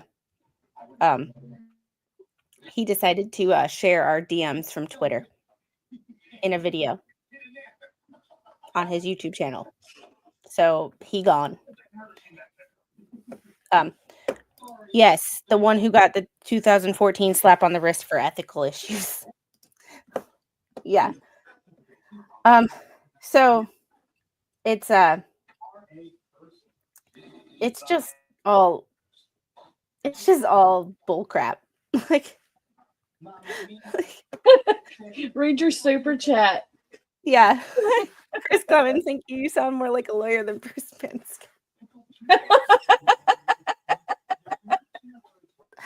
Did we just give him a new nickname? Did Chris just give him a new nickname? Bruised Manskin? I think that's what last night.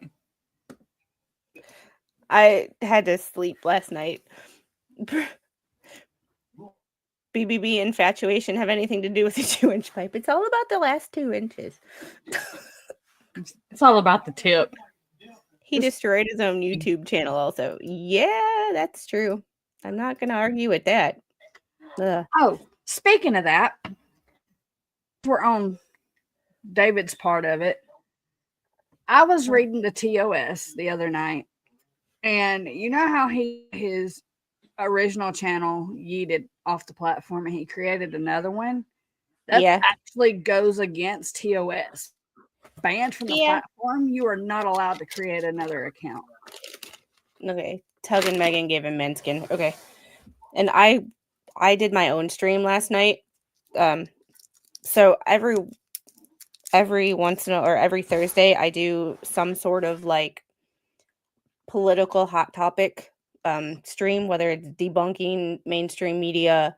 Right now we're doing a where our money goes, what stupid crap our government spends money on. And yes, for whoever said it earlier, I am pretty much a libertarian. I may leave me the hell alone. Yeah.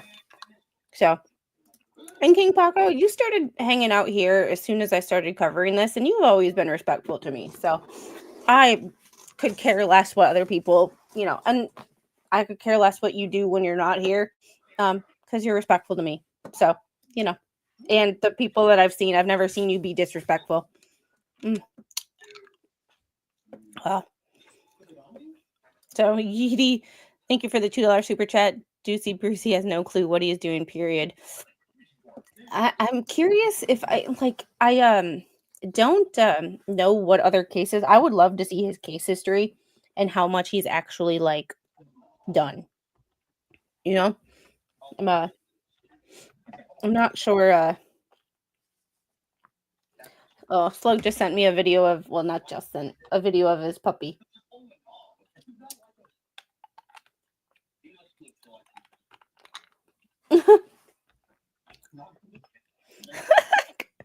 Okay. Slug just sent me a text and he said, you can read this on stream, but you suck at grifting. Tell chat I say donate or I will stop all dog videos being uploaded forever. Like, wow. Oh, it's hilarious. Yep, right here. And Rugu Mama is the queen of being nice to everybody, and like I gotta think how to put it, because she wants everybody to get along, and she doesn't care if people disagree as long as they're respectful. And she's nicer than me. The only thing I care about is what the judge says. Yeah, and that's pretty much where I am too, and I think that's why we get along. Tammy Fayette, thanks for the $5 super chat. Banana Money, also I'm a silly mood. Forgive me. You're fine. You're fine. But his win log is crappy, not crappy.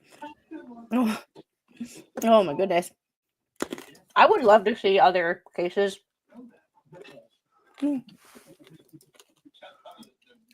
She wants people to act like an adult. Yeah. I feel like I'm in that every day. Like, that's why I always tell you and Rosalind that you're better people than me. So. Whoop. Sats, thanks for the $1.49 super sticker. I appreciate that. All right. So basically, he's just going through everything that we've already read in other motions. Like, and see, and this is where he goes back to his own words. And it doesn't really, he doesn't state that he's done quoting. So, like, just from an English writing perspective, like, it just doesn't flow. In addition to the allegations against each individual putative defendant, paragraphs 79 and 80 allege they all post comments in a supposed Facebook hate group described in paragraph 77, 78, although none of the quotes in paragraph 80 are attributed to any of the individual defendants.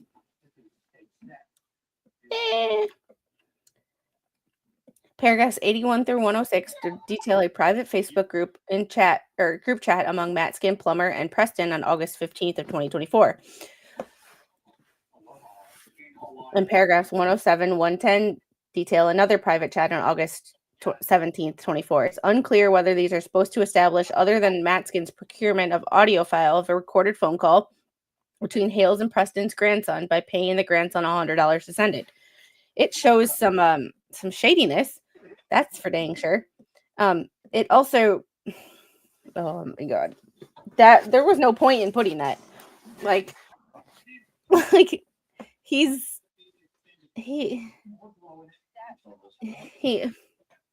I don't know. There is no explanation in the plaintiff's motion for how any of these allegations support the causes of actions contained in the proposed amended complaint. Tortious interference. Tortious interference. He fails to mention tortious interference in any of this. Mm-hmm. They are all hung up on the signs. Yes. Even if just the signs. Even in all this, he never says a paragraph in which he never quotes Shockett in a paragraph in which he says tortious interference. He never says tortious interference in any of this.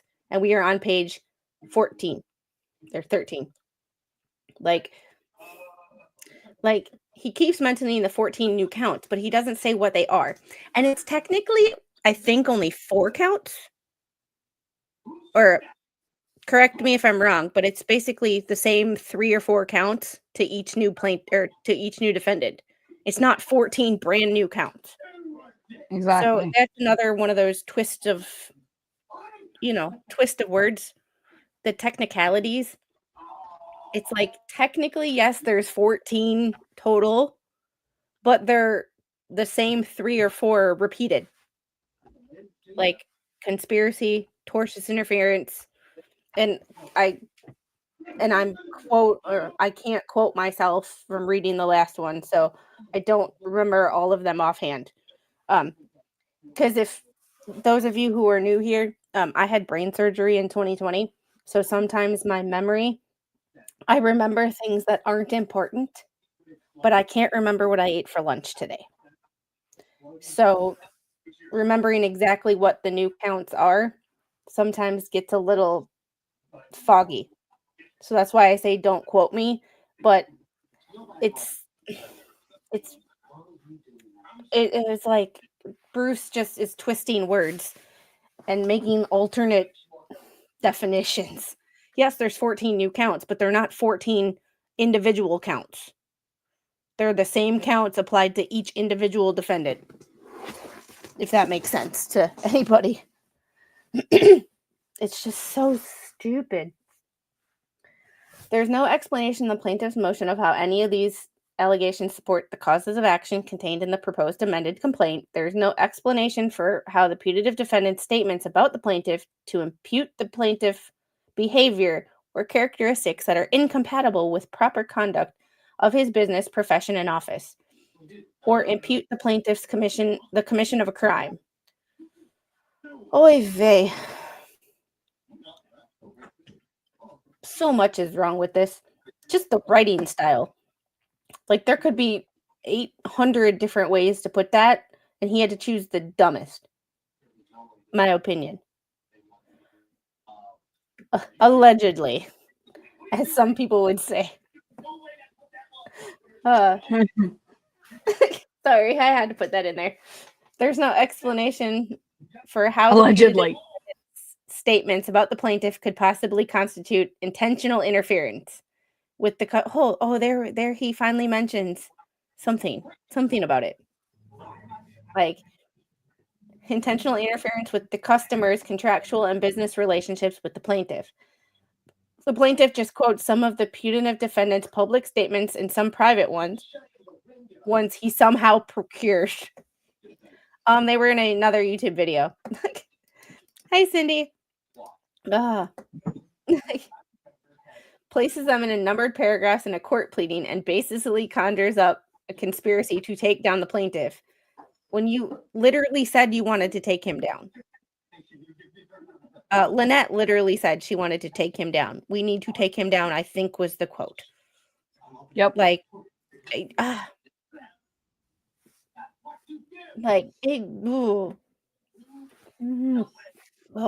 to mention this officially makes him worse than Gingras.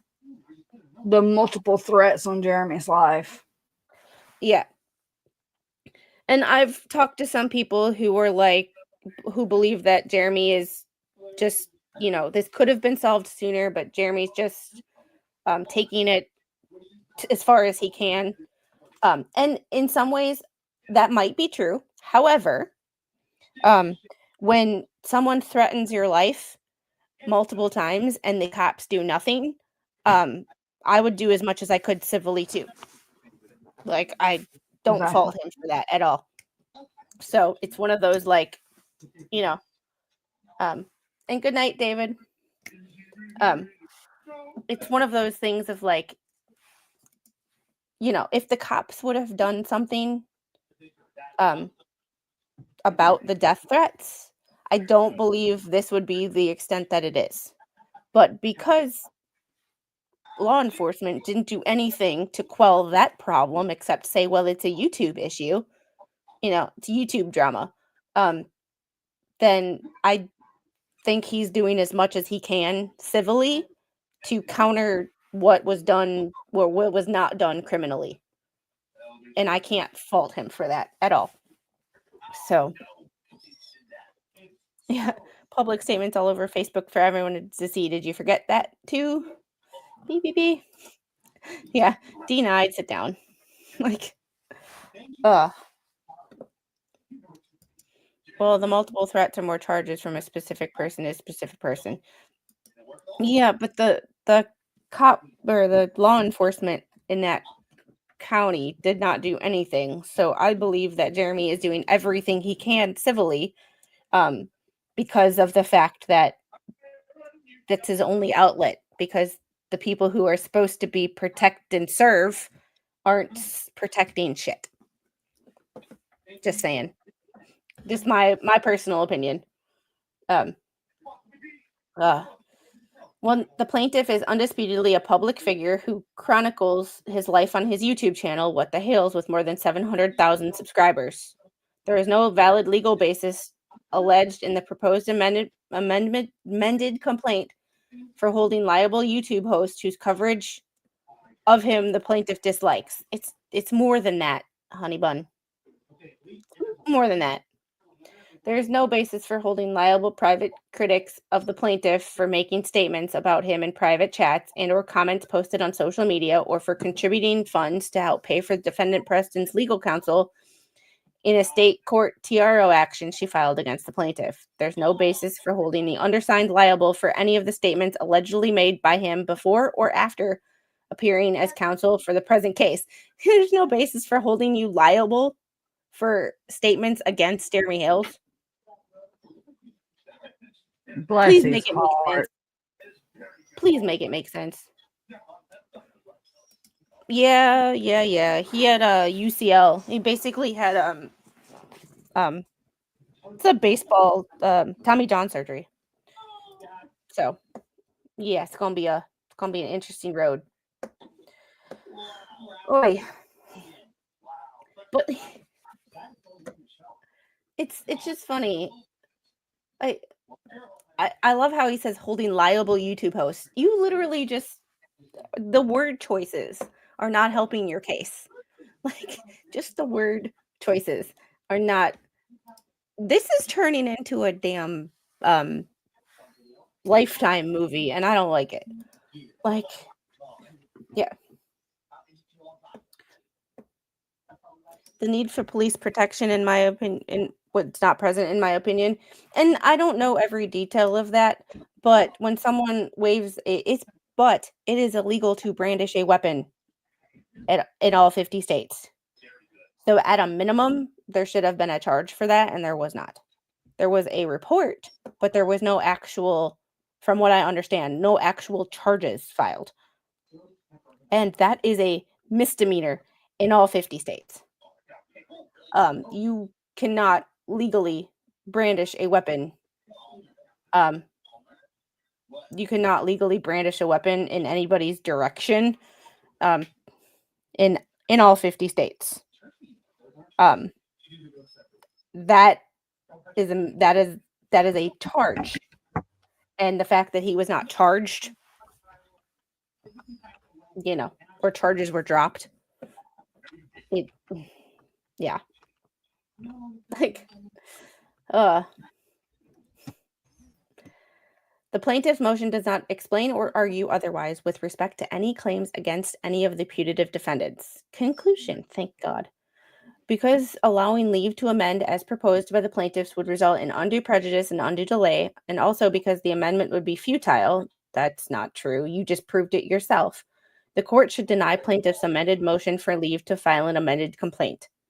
And footnote 7, the plaintiff acknowledged his status as a public figure during his December 19th deposition in court. And that really doesn't matter. Is it harder to prove defamation against a public defendant or a public figure? Yes.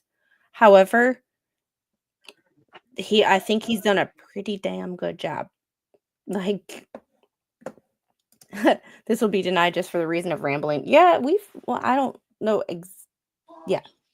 I don't know 100% what the judge will think of this, but the fact that the judge seems to already not like Bubbles is not going to help his case whatsoever. I'm just hey Gail.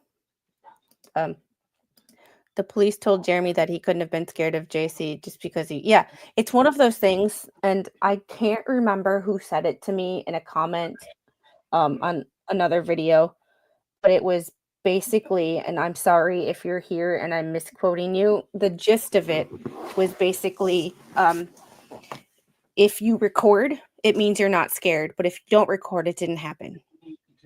Mm-hmm. So you're in a lose-lose situation. And there are plenty of people that film things when they're being that claim to be scared when they're filming like police interactions. So like that whole argument of you're not scared just because you film doesn't mean crap in my opinion. Like yeah. So I just can't like ugh. And just because he didn't see the gun doesn't make John's actions legal.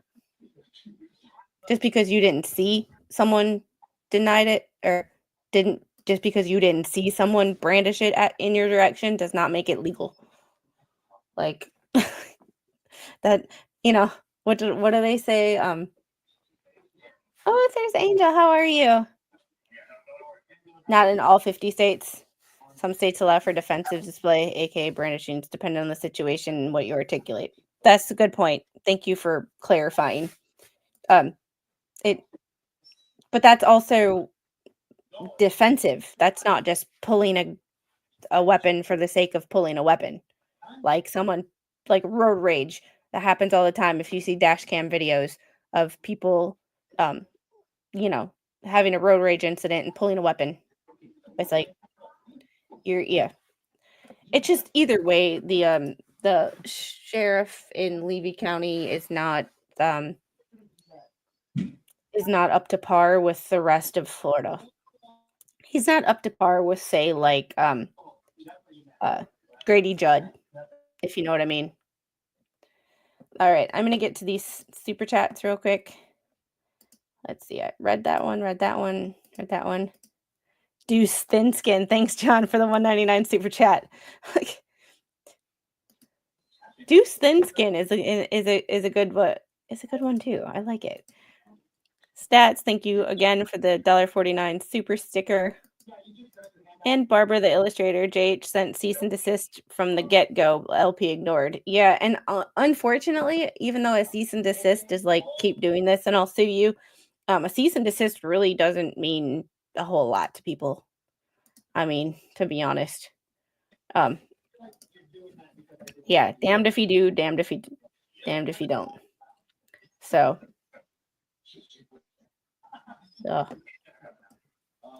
it appears from the way it was filmed that he was just holding the camera and it happened to catch that. Yeah, but if it was aimed in any of Jeremy's directions, yeah. Makes a good point.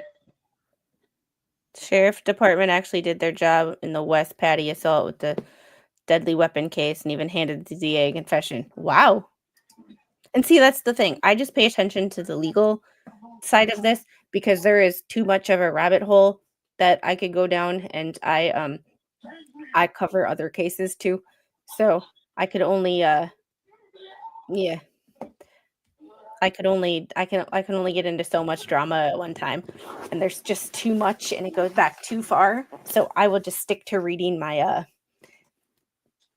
my legal documents and keeping my head in the sand when it comes to the other crap. So, and usually when Tug and Megan go live on Tuesdays, I'm working, so I'm listening, but I'm not really like listening. I have to work Tuesday nights, and then Thursday nights I stream my own stuff, so I listen to them from like 8 to 9 or whenever I stream, and then I do my own thing. So it's it is what it is. But that was Shockets.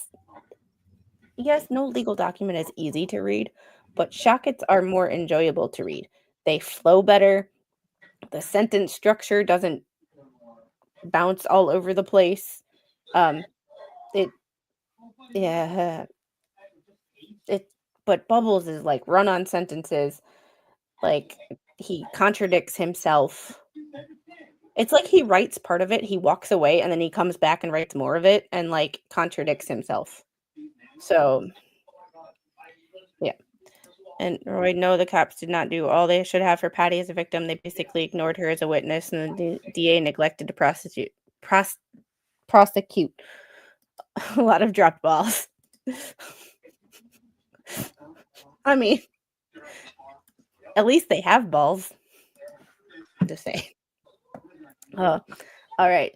I am going to hop off of here. It is 10:15. I need to go to bed because this week, the last 2 weeks, man, have just been like, I don't know where they've gone. I've been so tired. I've been so busy, yet not busy at the same time, if that makes any sense at all. It's so hard to I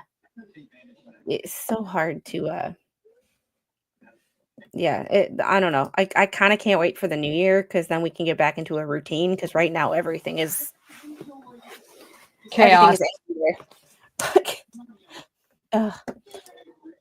I was told by the Levy County Sheriff until they discharged that weapon that nothing could be done when I inquired during the yard sale in 2022. It's not like the other states. There's a law. It's just so, and I understand that they're like weapons laws are different in the South, but like there are certain things that when it's not self-defense, it's Friday night, and usually on Fridays she does family time. So it's always been a thing going back on her channel for at least 2 years that Friday nights are family time. Pizza and a movie. I could have had one scheduled for tonight, though. I don't believe so. I didn't see anything. No. And usually when she plans on it and there's not, she puts out something on locals that says, what's up. But I will oh, hold on. I have to go back into my studio for something. I went out to slow the chat down. Oh my goodness, I don't know how we did it, but we are up to 2,839 subscribers. I'm so I'm so blessed. I don't know how this happened. But I am not complaining. I did kind of stall on my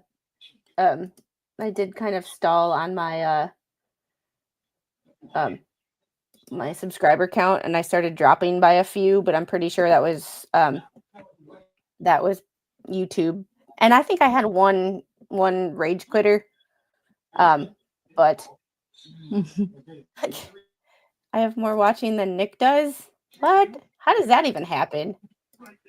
Oh, and I got unsubscribed to like 3 or 4 people. I got unsubscribed to Nick Starro. I got unsubscribed to Slug and like 2 other people that I went to go check on. So like it's so, I don't understand how that happens, but so make sure that if you think you're subscribed, every time you go into someone's live chat, you actually make sure that you're subscribed. Because Chug subscribed to my channel when they were reading my emails, and he literally got unsubscribed right before our very eyes. Like, he subscribed and then he went back to the original page and he was unsubscribed. So YouTube was like, no squid for you. No. Whenever someone says no anything for you, the first thing I think of is Seinfeld. No soup for you. Mm-hmm. Make a Rumble stream. Yeah, I don't know how to do that yet. I'm still working on figuring that stuff out. I have to figure it out. I'm behind, and technology is not my it's not my thing. Like, Georgie, what do you have coming up this weekend? I am doing a true crime. I'm starting a true crime series. Tomorrow is the first episode of the series. I believe I have it set for 9 p.m. Central. I think I set this like 3 days ago.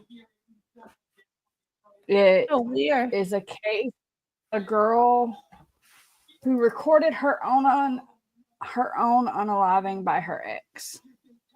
Oh boy. So I have us set to redirect to Nick Starro, show him some love. I will see you guys on the next one. We have, I think tomorrow I'm going to take off unless something drastic happens.